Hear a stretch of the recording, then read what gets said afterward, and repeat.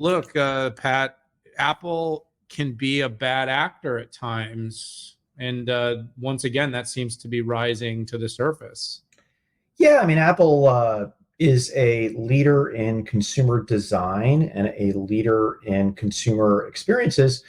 They've also become a leader in uh, leveraging their monopoly position to either squash competition, squash suppliers, and in this case, it's with the DMA and with Epic Games. So literally, what I don't know what in the hell is going on at Apple.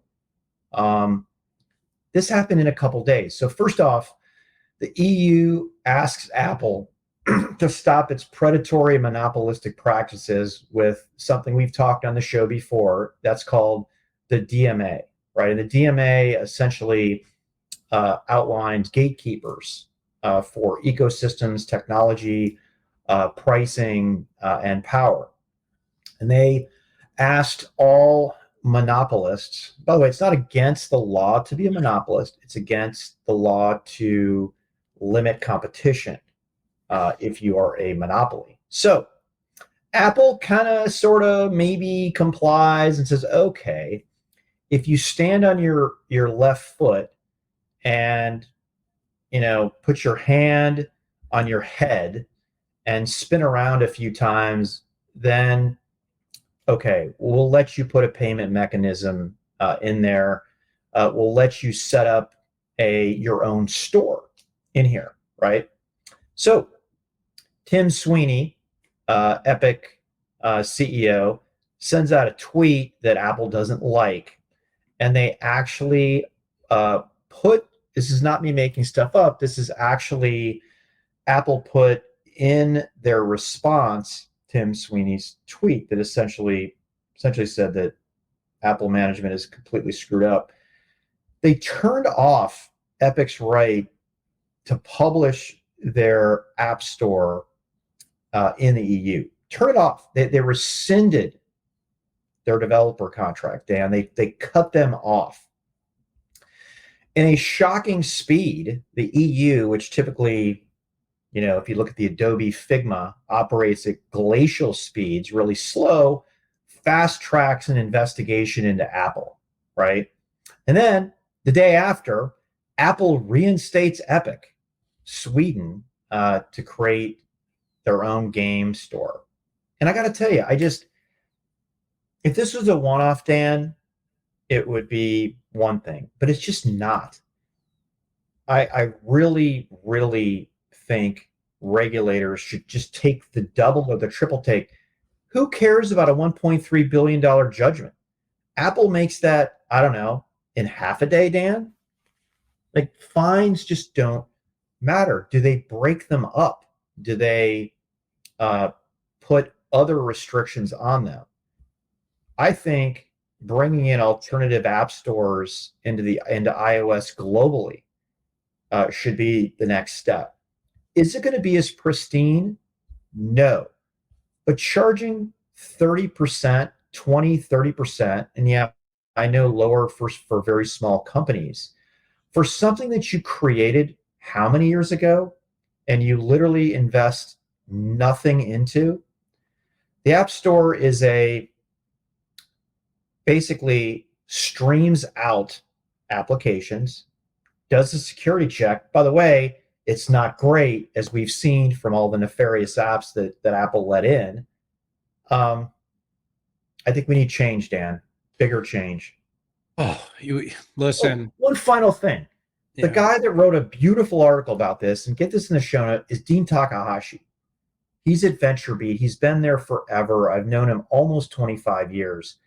This guy never gets excited. He just never. He gets excited about a game, but he never gets excited about that.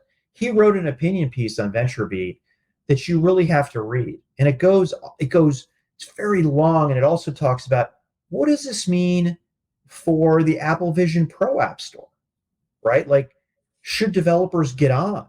Yes or no? I don't know, Dan. I keep waiting for the shoe to drop with Apple.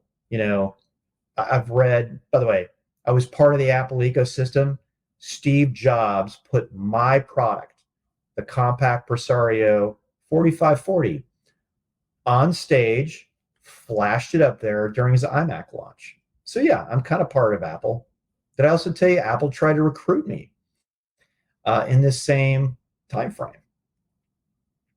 We'll make another show about that, but that was fun. I'll tell you the full story about Apple trying to recruit me to be a product manager.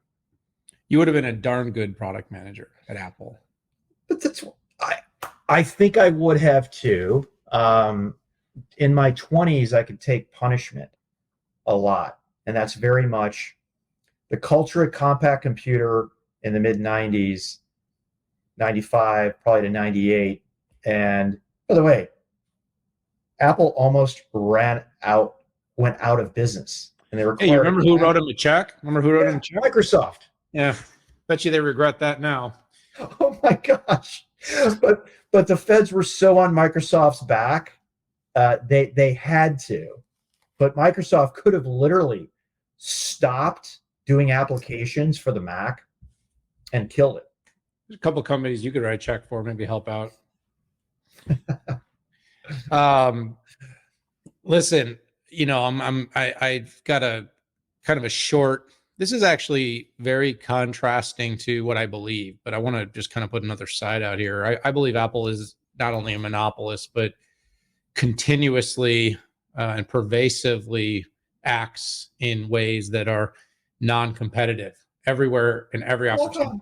Qualcomm. That's just one of, Imagination Technologies. But they've got everything from small companies that they've used supplier power to put out of business to bigger companies that they've used non-payment, threats of legal action. But here's the thing, and here's why antitrust needs to be completely rethought. And I've said this before on this show. This isn't new. We've talked about this. But the reason it doesn't work is because in order to drive competition, we also have to deal with how are consumers being harmed. And what do I mean? Well, the bottom line is this. The consumers like the App Store. They like the experience, and they don't care about what Epic pays. They just don't. And unless you can start to show them that by using some alternative app store, they actually personally, financially are going to benefit, it's going to be very hard to get the public rowdy and focused on actually seeing, it's basically telling everybody that the company that they buy their favorite toy from is evil. Pat, the company likely performs or knowingly has slaves that build their stuff. Like literally. I mean, this isn't the worst thing they do. No, I know. And nobody talks about it. It's so what I'm saying is the gut interpretation of the law, of the intent, of the ethical, the ethical moral bankruptcy of the people that do this stuff. But having said that, like I said, I mean, they're doing that. So it's like, are we really going to worry about, the App Store? Like people are like, oh, my app works. I like it. It's safe. I know where, Tim Cook is so cuddly and friendly. He's like my grandfather that I never had. He's just a nice guy. He is. He's very nice. Just a nice guy until he rips out your throat. By the way, a fun fact.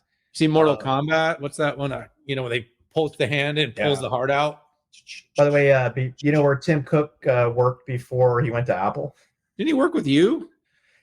You guys were like on the path side by side, and no, I went off to do more insights, and he went off to run Apple, and the rest is history. Listen, I was a group product manager. That was the fancy name. I was a product manager that had other product managers working for me, and Tim was the SVP of operations.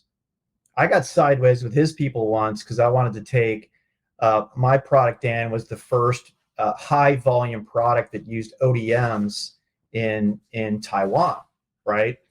And Compaq had a bunch of factories, and his team did not like me taking products for final assembly out of his factories, and he said I was basically on my own, and that's all I had to hear. I was like, great, I'm on my own. I'm 27 years old. I got $1.5 billion product line that I'm going to take out and make a ton of money.